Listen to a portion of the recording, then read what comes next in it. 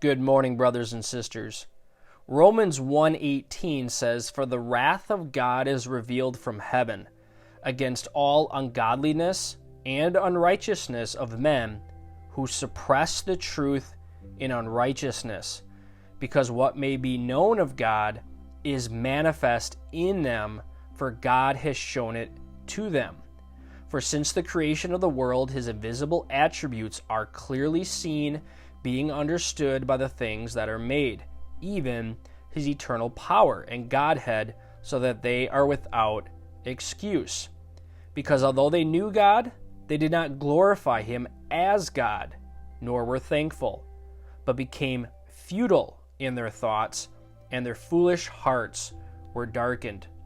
Now, regarding this scripture, I want to take you to this article, and I'm going to play a few sound bites from the Davos conference regarding Romans 1. And what we see here is the climate crisis has evolved into, quote, planetary safety and justice crises, and also a spirit crisis, according to a recent presentation at the World Economic Forum's annual meeting.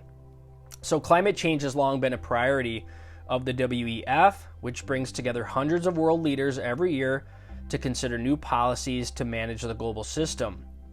But I want to play these two clips because this lines up perfectly with what Romans 1 says. And as I just read Romans 1, I want to go and read verse 32 because I think this is very fitting to the quotes that I'm going to play here for you.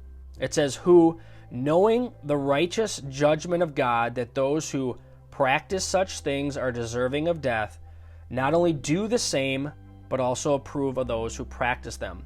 So basically, Romans 1 tells us that there are people that know God's judgment is just and that it is coming, but their foolish hearts are darkened because they have rejected God in their hearts, and they have rejected him as their creator. And so we see all these alternative solutions, quote-unquote solutions, for the world's problems.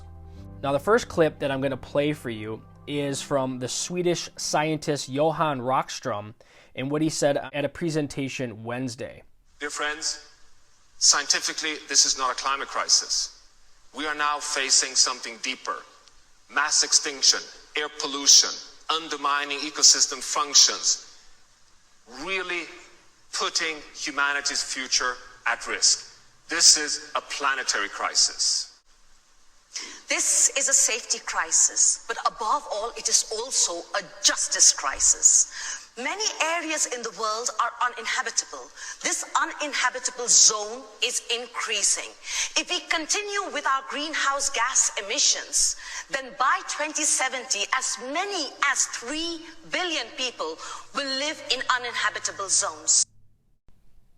This next clip is from Fawn Sharp, the president of the National Congress of American Indians. And in it, she declared that the planetary safety and justice crisis is also a crisis of the spirit. Listen here. Also, our faith leaders, they know that this crisis is much more than physical and environmental schisms.